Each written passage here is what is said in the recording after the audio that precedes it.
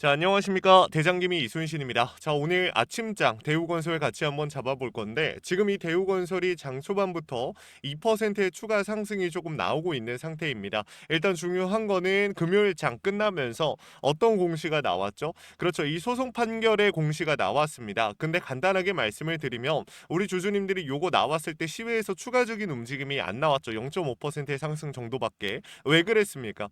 88억 원을 배상해라. 이것만 여러분들이 보신 거예요. 근데 사실은 이 소송의 전체적인 흐름을 봤을 때에는 88억을 물어줘야 되는 건 맞아요. 이거를 배상을 해야 되는 건 맞는데 중요한 건 뭐예요?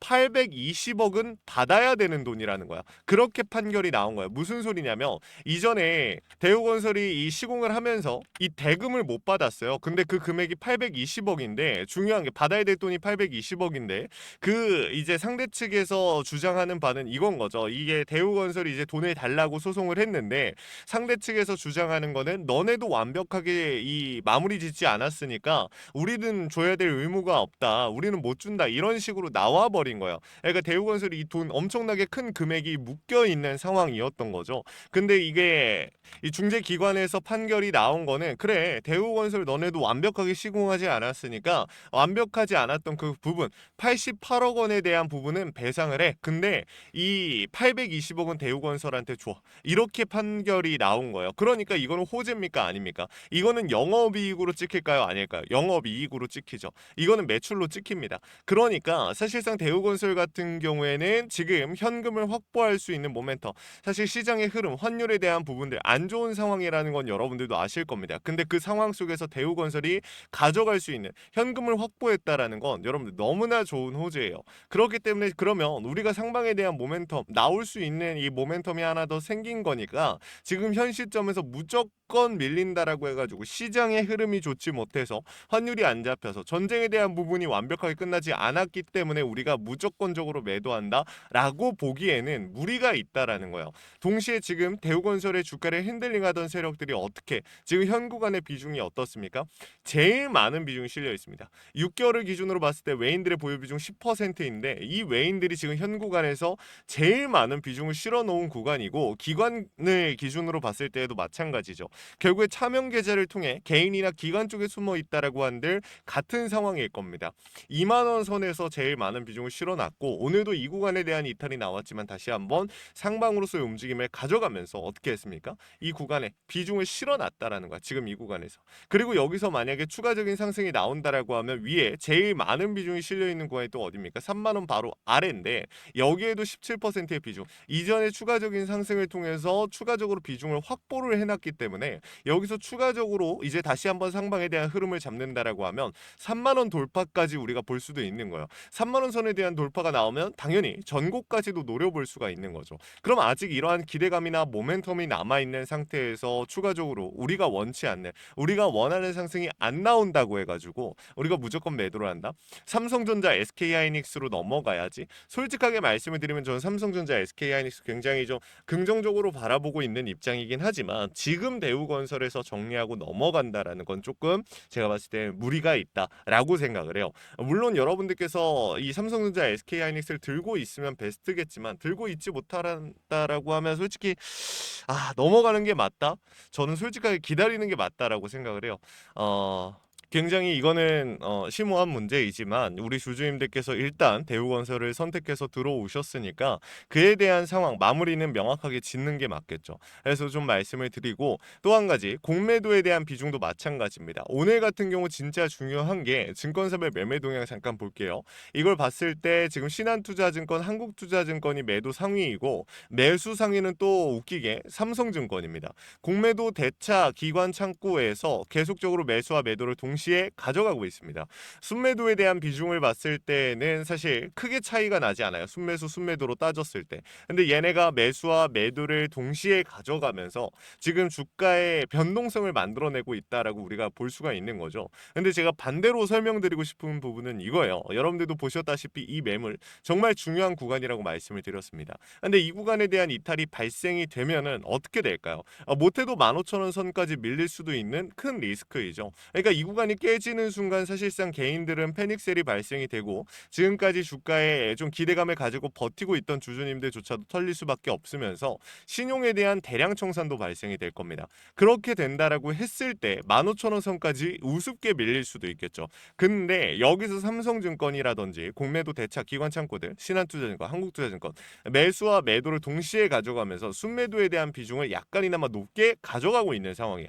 그럼 반대로 매수에 대한 비중을 안 가져갔을 때는 어떻게 될까요? 이 구간 시원하게 이탈 나왔을 겁니다. 공매도 대차 세력들. 그러면 얘네들 입장에선 뭐예요? 이 구간에 대한 이탈이 나온다라는 건 명확하게 수익을 극대화할 수 있는 기회라고도 우리가 해석을 할 수가 있습니다. 수익을 더 극대화할 수 있는 기회예요. 근데 얘네가 지금 보여주고 있는 건 뭐예요? 오히려 이 상황에서 브레이크를 거는 모습을 보여주고 있는 거죠. 이게 여러분들 상식적으로 이해가 되십니까?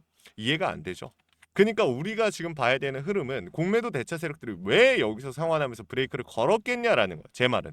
지금 시장이 안 좋고 환율에 대한 부분들 안 만들어지고 코스닥 같은 경우 장 초반에 밀고 올라갔다가 밀리면서 코스피가 더 밀고 올라가면서 코스닥은 다시 한번 밀리는 이런 움직임이 지금 현 상황에 나오고 있어요.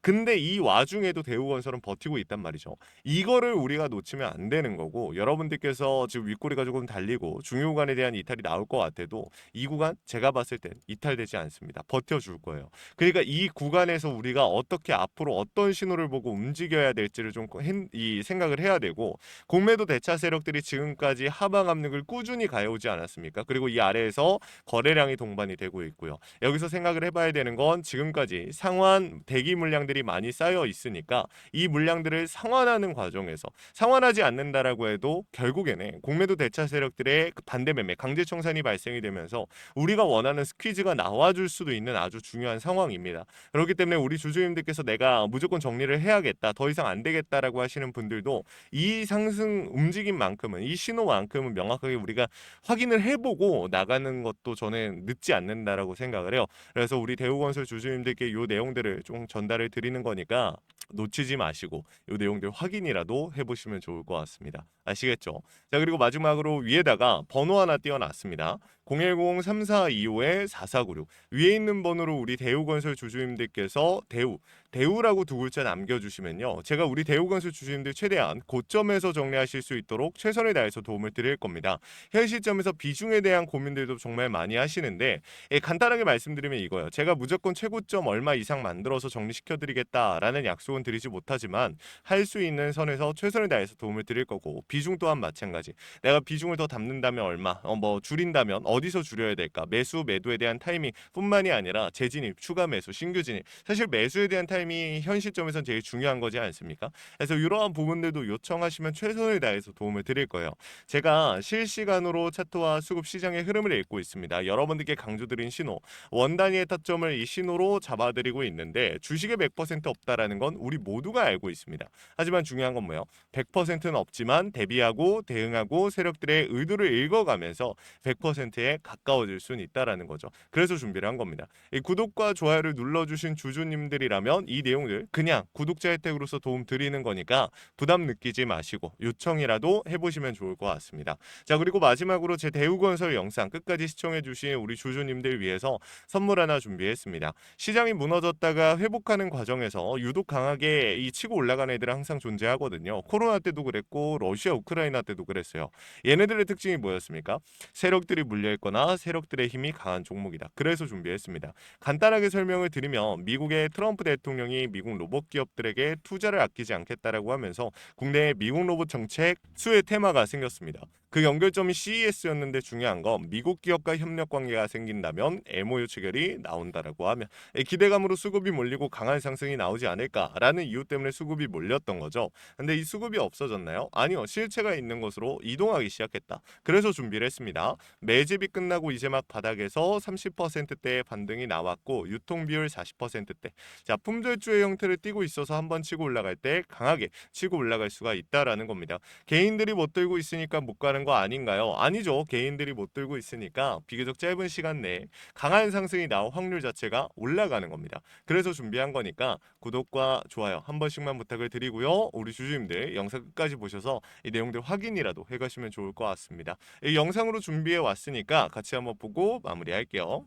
자, 제가 오늘 준비한 히든 종목은 바로 이 로봇 품절주입니다. 이 목표 주가가 최소 300%이고 작전 세력들의 매집 기간이 최소 2개월입니다. 자, 유통 비율이 40%대이다 보니까 품절주의 형태를 띠고 있어서 주가가 치고 나갈 때 폭발적으로 치고 나갈 수 있다라고 말씀을 드렸죠. 세력들도 이 변수에 의해서 움직이기 마련입니다. 그래서 우리 주주님들한테 최소 300%라고 말씀을 드린 거기 때문에 이 이상 더 올라갈 확률은 분명히 있다. 자, 최근에 이 트럼프가 로봇 섹터의 지원을 아끼지 않겠다라고 밝히면서 우리 국내 로봇주들도 정말 한 번에 치고 올라갔었습니다. 근데 중요한 거는 이게 어떤 이유로 트럼프가 로봇 섹터에 투자하겠다라고 밝혔는가? 결국에는 중국 기업들을 견제하기 위해서 트럼프가 로봇 산업에 투자하겠다라고 밝힌 거거든요. 자, 연합뉴스에 따르면 상무부 장관이 최근 로봇업계 CEO들과 만남을 가졌으며 이 로봇 산업 발전 가속화에 전폭적으로 나서고 있다라고 전했다. 지난해 중국의 산업용 로봇 신규 설치 대수는 전 세계 신규 설치량의 54%를 차지했습니다. 그만큼 지금 미국이 중국을 견제할 수밖에 없는 상황이라는 거죠. 자, 23년 기준으로 중국 공장 내 산업용 로봇은 180만 대로 미국의 4배에 달했습니다. 자, 이 미국의 로봇 업계는 관련 공급망을 강화하고 기술력을 확보하겠다라는 거죠. 자, 그러면은 우리가 지금 이 현재 미국 기업과의 연관성을 가지고 있는 국내 기업들 뭐가 있어요? 두산 로보틱스, 자, 레인보우 로보틱스, 현대 로보틱스, 여러분들이 알고 계신 거죠. 근데 이거 말고 이 대형주들 같은 경우 모멘텀이 적단 말이에요. 그래서 제가 우리 주주님들한테 오늘 나눠드릴 건 로봇 품절주입니다. 아까 전에 말씀드린 것처럼 유통 비율이 40%대이기 때문에 폭발적인 상승이 나올 수 있으며 트럼프가 말했던 자, 이 공급망 강화에 대한 내용들과 그리고 협업에 대한 내용들, 그리고 내년 1월 달에 CES 로봇 박람회에 대한 기대감 속에서 가장 큰 주목을 받을 기업이 될 겁니다. 그렇기 때문에 이 기업 같은 경우는 우리 주주님들이 꼭 조금이라도 가지고 계셔야 되는 종목이다 라고 말씀을 드리면서 가져온 건데, 최근 들어서 이 원익홀딩스라든지 클로봇, 휴림로봇, SPG 다양한 종목들이 있는데,